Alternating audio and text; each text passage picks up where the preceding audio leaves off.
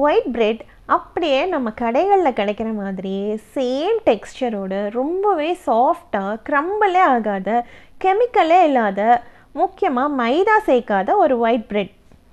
அதுக்கு நான் இங்கே கை பொறுக்கிற சூட்டில் தண்ணி எடுத்து வச்சுருக்கேன். அதில் சுகர் சேர்த்துக்கிறேன். சுகர் நல்லா கரையிற வரையும் மிக்ஸ் பண்ணிக்கோங்க. இப்போ சுகர் கரைஞ்சிடுத்து நான் ஈஸ்ட்டு சேர்த்துக்கிறேன். ஈஸ்ட்டு சேர்த்து லேசாக மிக்ஸ் பண்ணி ஒரு 5-10 மினிட்ஸ் இதை ஓரமாக வச்சிடலாம் ஈஸ்ட் ஆக்டிவேட் ஆகிறதுக்கு. அடுத்ததாக நான் இங்கே சிரோட்டி ரவை எடுத்திருக்கேன்.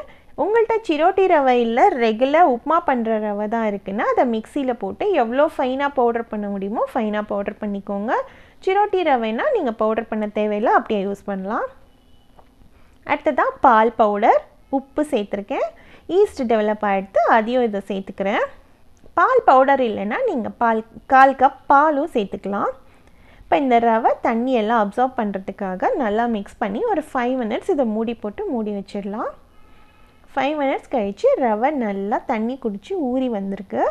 இப்போ இதை நல்லா பிசையணும் நம்ம. இப்போ இது ஸ்டிக்கியாக இருக்கும், அதனால் கொஞ்சம் எண்ணெய் சேர்த்து பிசைய ஆரம்பிக்கலாம்.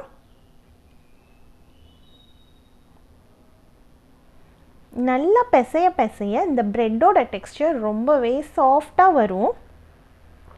ஸோ நம்ம பிசைறதுல தான் இருக்குது.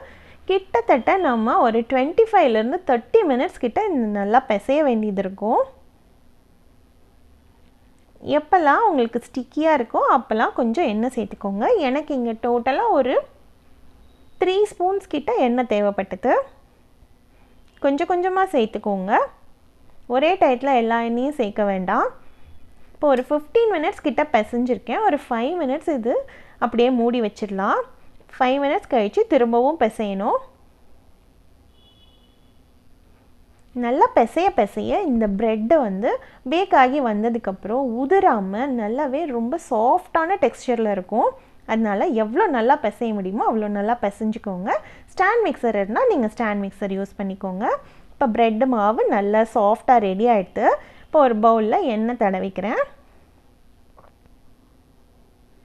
எண்ணெய் தடவி மேலே கொஞ்சம் எண்ணெய் தடவிட்டு நான் மூடி வச்சிடுறேன். இது ஒரு டபுளோ இல்லை ட்ரிப்புளோ ஆற வரையும் இது ரெஸ்ட் எடுக்கட்டும். எனக்கு இங்கே 1 ஹவரில் இந்த அளவு நல்லா பொங்கி வந்துடுது. அதனால் நான் இதை இப்போ செகண்ட் ப்ரூஃபிங்க்கு வைக்க போகிறேன். பாருங்கள், நம்ம அழுத்தி பார்த்தா அந்த சைட்லலாம் அப்படியே பபிளாக தெரியுது. அந்த அளவுக்கு மாவு சூப்பராக ரெடியாகி வந்திருக்கு. இது நம்ம கம்ப்ளீட்டாக நம்ம பிசைறதுல தான் இருக்குது. இது பார்த்தா யாருமே ரவைன்னு சொல்லவே மாட்டாங்க. டேஸ்ட்லேயும் எந்த ஒரு சேஞ்சுமே தெரியாது, அப்படியே மைதா பிரெட் மாதிரி தான் இருக்கும். இப்போ அடுத்ததாக இதை ஷேப் பண்ணுறதுக்காக விரித்து விட்டுருக்கேன். எந்த டின்னில் பேக் பண்ண போகிறேனோ அந்த சைஸை வச்சு கொஞ்சம் செக் பண்ணிக்கலாம். இப்போ இது சரியாக இருக்குது. இனிமேல் இதை ரோல் பண்ண வேண்டியது தான். ஒரு தடவையும் ரோல் பண்ணும்போது அந்த கீழே இருக்கிற பகுதியை நல்லா அழுத்தி ஒட்டி வச்சுடுங்க. இல்லாட்டா பேக் ஆகி வந்ததும் அதெல்லாம் அங்கங்கே கிராக் விட்ட மாதிரி இருக்கும். ஒரு தடவையும் ரோல் பண்ணும்போது அந்த சைட்ஸ்லாம் நல்லா சீல் பண்ணிக்கோங்க. பாருங்கள், நல்லா இந்த மாதிரி அழுத்தி கொடுங்க. இப்போ லாஸ்ட்டாக இருக்கிறதையும் நல்லா இந்த மாதிரி ஒட்டி விட்டுடுங்க. தண்ணி எதுவும் இதுக்கு சேர்க்கணுன்னு இல்லை, அப்படியே நீங்கள் கையால் அழுத்தினாலே ஒட்டிக்கும். இப்போ இந்த பேக் பண்ணுற டின்னையும் நான் வந்து எண்ணெய் தடவிக்கிறேன். இப்போ இதை செகண்ட் ப்ரூஃபிங்க்கு வைக்க வேண்டியது தான்.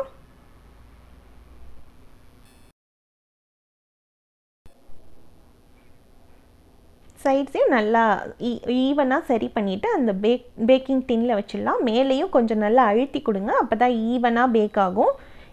இந்த டின்னு வரையும் நல்லா ரைஸ் ஆகணும். அந்த அளவுக்கு இது செகண்ட் ப்ரூஃபிங்கில் இருக்கட்டும். பாருங்கள், இப்போ இது நல்லாவே ரைஸ் ஆகிட்டு இது மேலே நான் பால் தடவிக்கிறேன். பால் நல்லா ஜென்ரஸாகவே அப்ளை பண்ணிக்கோங்க. இப்போ பேக் பண்ண வேண்டியது தான். நான் இங்கே ஓவனை 200 டிகிரியில் 10 மினிட்ஸ் ப்ரீ ஹீட் பண்ணி வச்சுருக்கேன். இப்போ நம்ம இந்த ப்ரெட்டை 35லேருந்து 40 மினிட்ஸ் பேக் பண்ணுற மாதிரி இருக்கும். பேக் ஆகி வந்ததும் நம்ம உடனேயே அது மேலே பட்டர் தடவிடணும். பாருங்கள், நல்ல கலராக சூப்பராக வந்திருக்கு. இப்போ பட்டர் தடவிட்டு ஒரு ஈர துணியில் அதை 10 மினிட்ஸ் அப்படியே கவர் பண்ணி வச்சிடலாம். 10 மினிட்ஸ் கழித்து அந்த மோல்டை விட்டு எடுத்துடுங்க. எடுத்து திரும்பவும் நம்ம ஈரத்துணி போட்டு அதை கவர் பண்ணி வைக்கணும். கம்ப்ளீட்டாக கூலாகிற வரையும் அது கவர் ஆகி இருக்கட்டும். இப்போ நல்லா கூலாக எடுத்து நம்ம ஸ்லைஸ் பண்ண வேண்டியது தான். பாருங்கள், சூப்பராக சாஃப்டாக ஃப்ளஃபியாக அப்படியே நம்ம பேக்கரியில் வாங்குகிற மாதிரியே ப்ரெட்டு